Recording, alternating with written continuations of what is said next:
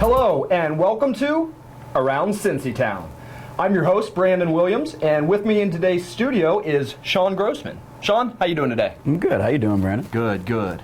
Now, Sean, I understand recently you were put on a special assignment to uncover one of the well-kept secrets of this area. That's right, Brandon. I actually had the great fortune of putting together some research on the Ohio Center for Broadcasting's history, and I got some footage if you want to show some of the viewers at home. I think our viewers would absolutely love that. So without further ado, here's a little history on the Ohio Center for Broadcasting.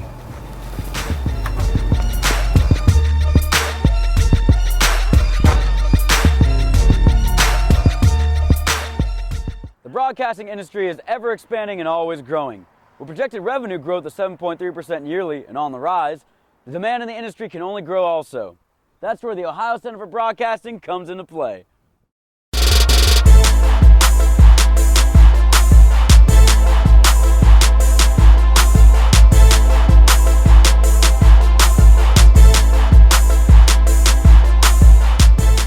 So in 1986, due to the growing media trend, a guy named Bob Mills opened the very first Ohio Center for Broadcasting in Cleveland, Ohio, which ultimately led to our very own Cincinnati Center, which is originally located here, where these offices are now, right off of Red Bank Road.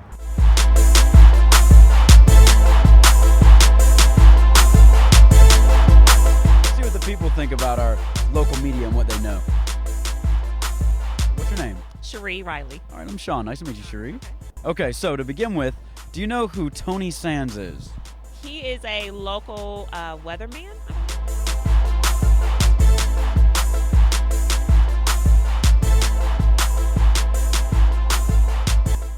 That's exactly right, yeah. He's been here for 40 years and he started in Cincinnati. All right. Okay, now do you know who Gary Burbank is? I think he's a local radio show host or something like that.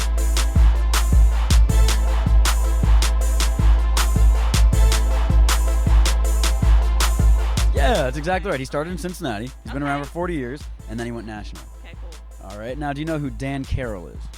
Ooh. Oh, Channel 19 news anchor. Yes, that's exactly right. You got all the answers right, for real. You win a spot on our show. It's called Around Cincy Town. Cool. And it's going to be on local access, so yeah, you can totally see that whenever you get the chance. Nice. Okay, All right, well, hi, Cincinnati. you heard it here, guys. This is Sean Grossman on another episode of Around Cincy Town.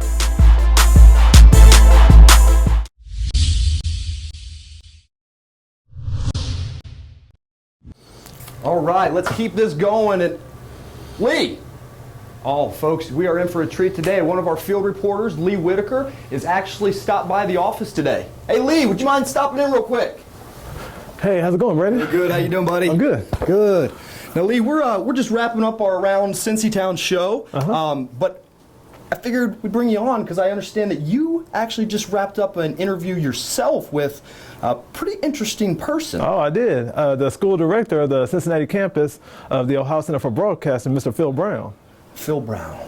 I know that name. He did the voiceover work, and he's also a local DJ at some of the stations here in town. Yes. I bet that was a lot of fun. Oh, it was.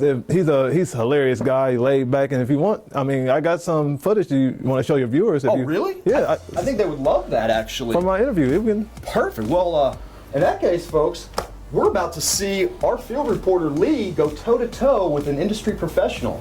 Let's see how Phil stood up to the challenge. Yeah.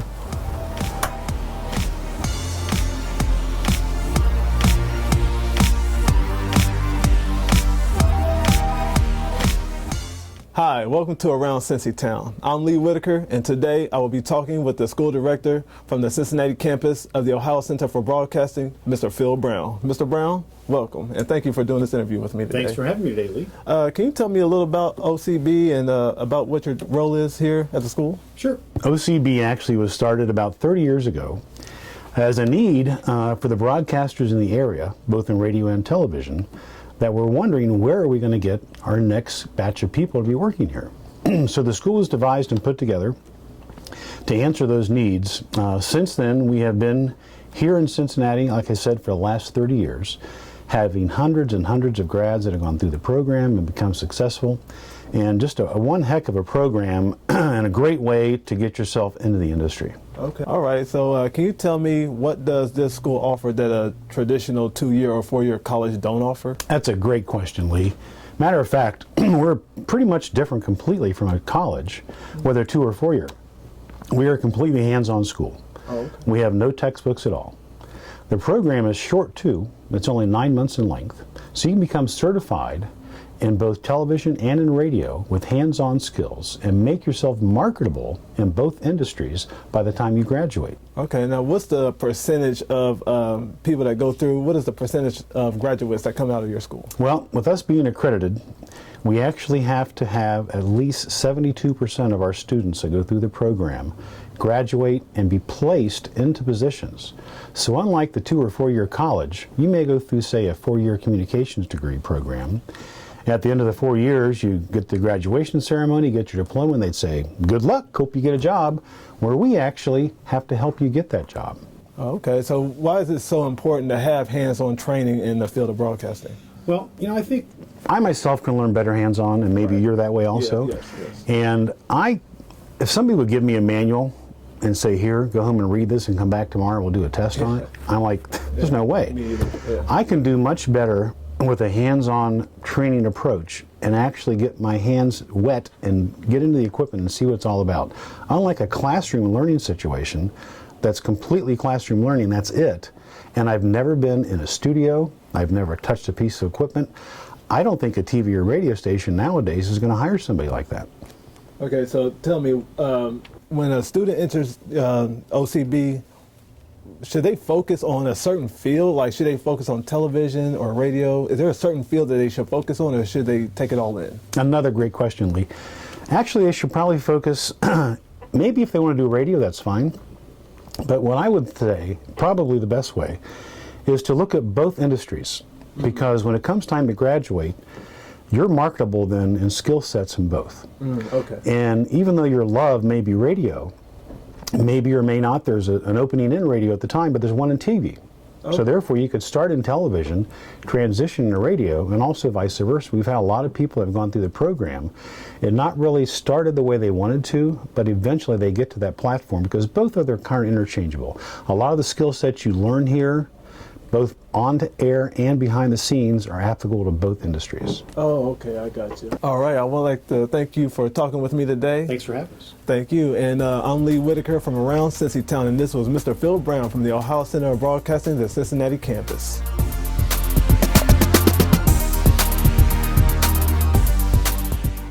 Wow. I don't know about you, but I found that to be very interesting.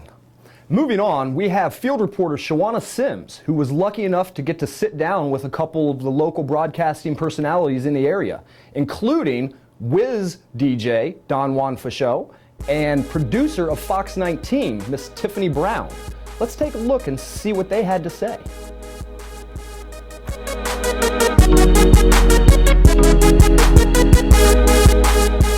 Mr. Don Juan Fachot. Hey, how you doing? All right. Good. First of all, I want to thank you so much for coming. I see we in your old stomping grounds here, the Fachot studio. So how did you get started in the media and broadcasting industry? How I got started, let's see here. I went to high school at Fort Hays in Columbus, Ohio, and first year was radio, second year was TV. And then, of course, I went here to OCB, graduated.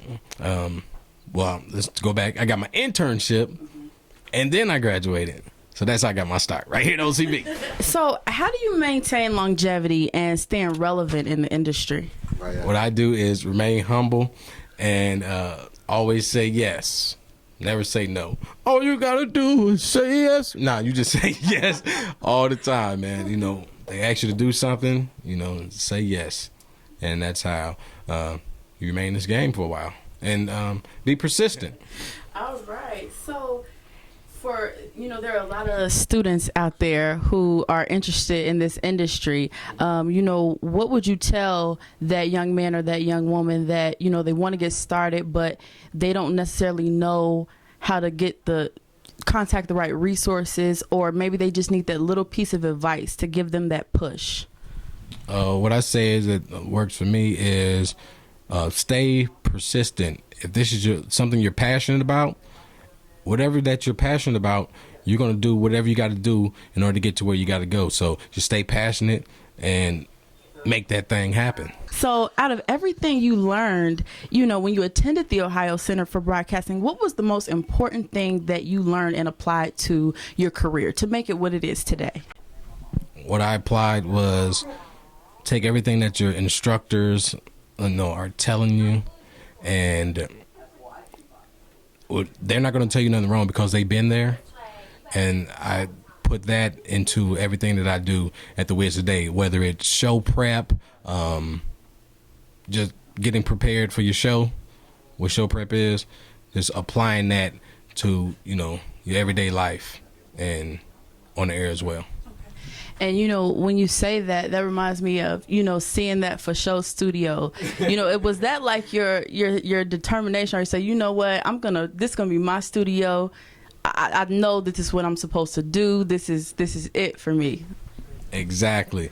I knew back in the day, it was 2001, that you know what, I'm gonna come back here, and y'all gonna give me my own studio. I thank you for that, because it's really nice to see young men out here that's sticking to their dream and doing what they need to do. So I really commend you on not only sticking to your dream, but inspiring others out there that want to do that, and to see somebody like you, it's a great thing, and it gives a lot of inspiration. It's like, what, I can do that too. So I want to thank you for that. Thank you. And, that's why I do it. I do it for the people, man. If I couldn't be a blessing to somebody else, then what am I doing it for? So as long as I'm blessing somebody else and helping them out, hey, my reward is greater in the end. Thank you. And we got Mr. Don Juan for show, one of Cincinnati's most well-known, talented, energetic DJs on the Wiz. Give us one of your little lines that you do. Get a girl, let go. Thank you.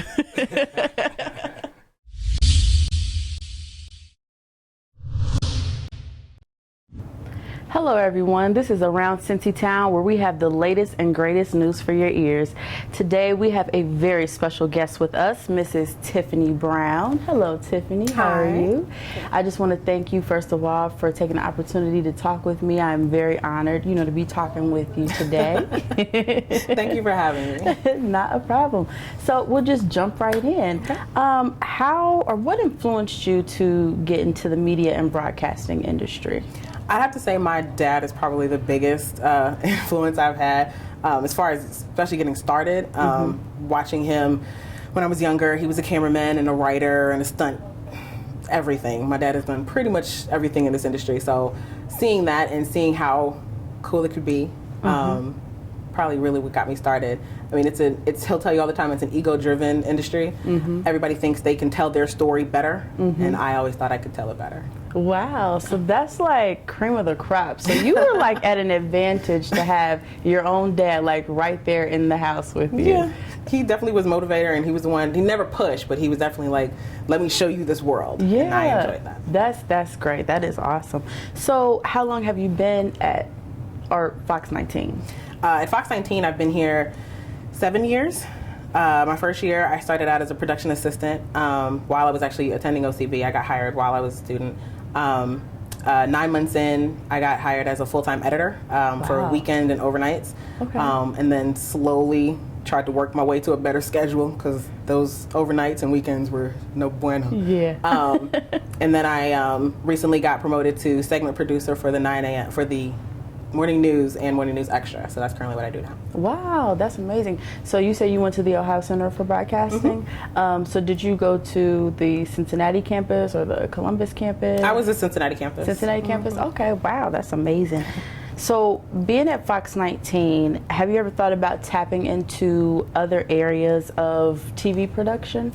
I think my career track through Fox 19 has been a dip in different pools within the industry.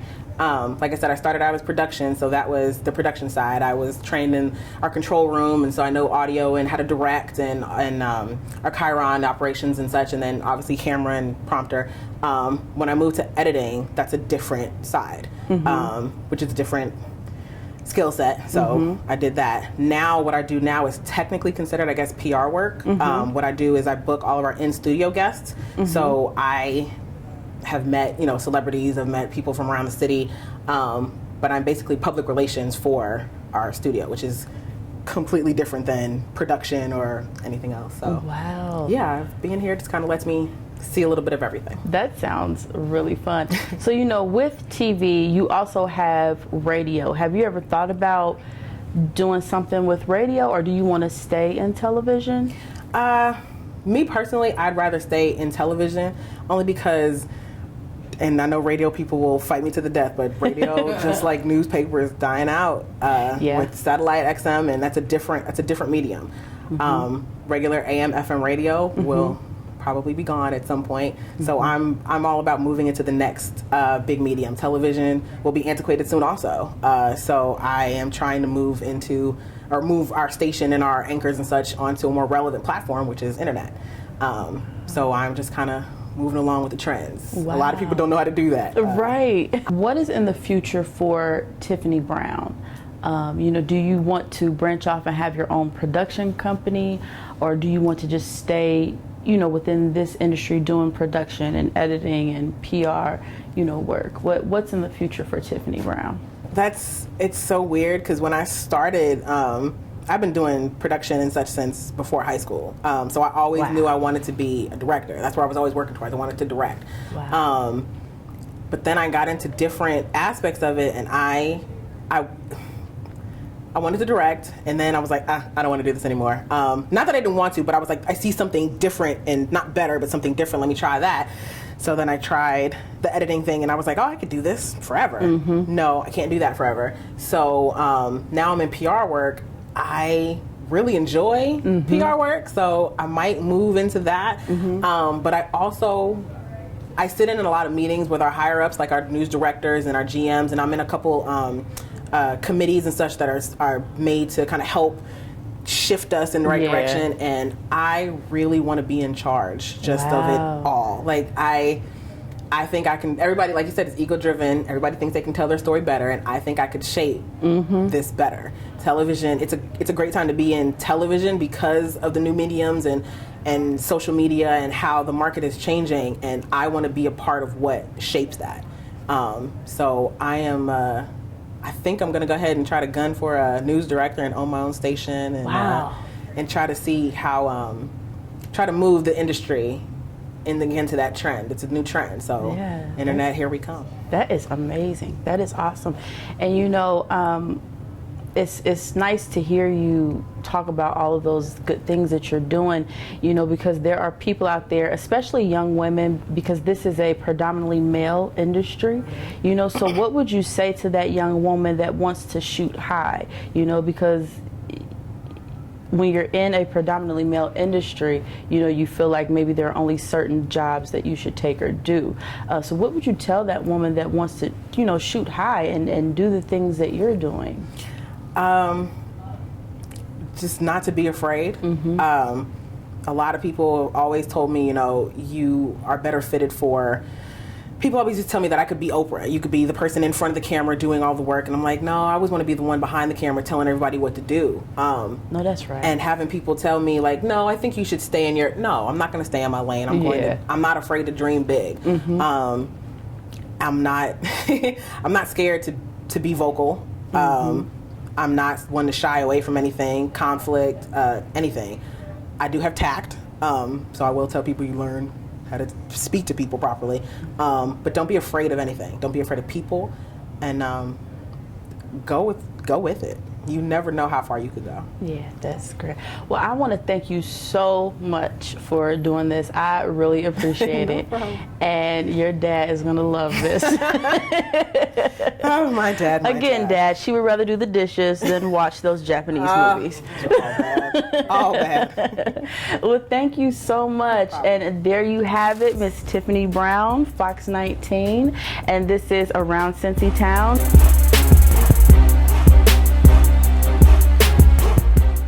All right, so welcome back. We've already gotten to learn a lot about this industry, including some history, as well as hearing from some of the industry professionals.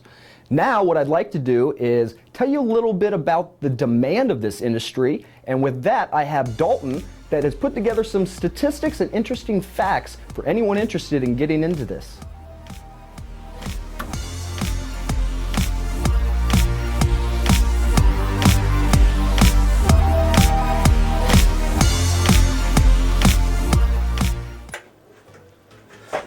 We live in a world where information is given to us through many channels. Television, radio, and the internet all have their own ways of delivering news to us. When you flip on the TV, you expect to hear truthful, informative, and exciting news coverage from your news anchor. And in today's world, there's a lot of news to be covered. That's why the broadcasting industry is looking for ambitious, eccentric, and optimistic individuals to help carry out the message to those people.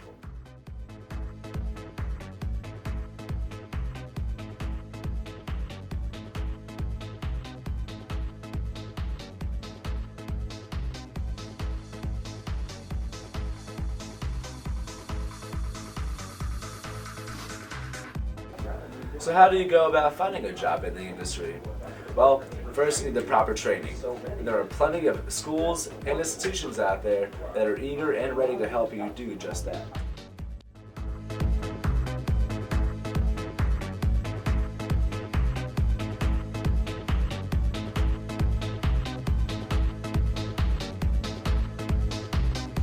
According to Woods and Pool Economics, 1.24 trillion of the U.S. gross domestic product originates from radio and television. That's right, so up to 7% of the U.S. GDP comes from radio and TV. So what does that mean for you? Jobs are available.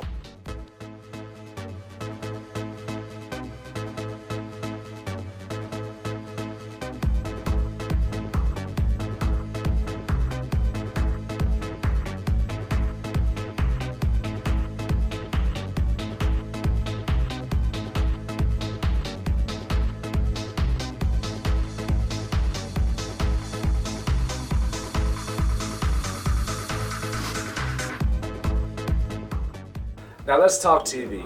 How much TV would you say you watch per day? Did you know that the average American watches up to 8 hours of television per day? So what opportunities does that leave open for you? Well, let's check it out.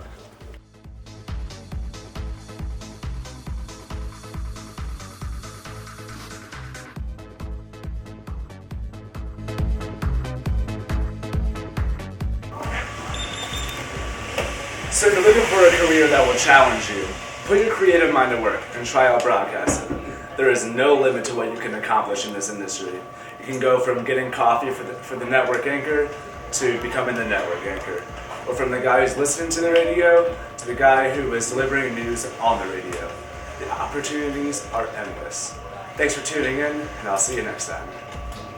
And that does it for this episode of Around Cincy Town. We hope you had as much fun watching as we did putting it together, and we hope you tune in next time on Around Cincy Town.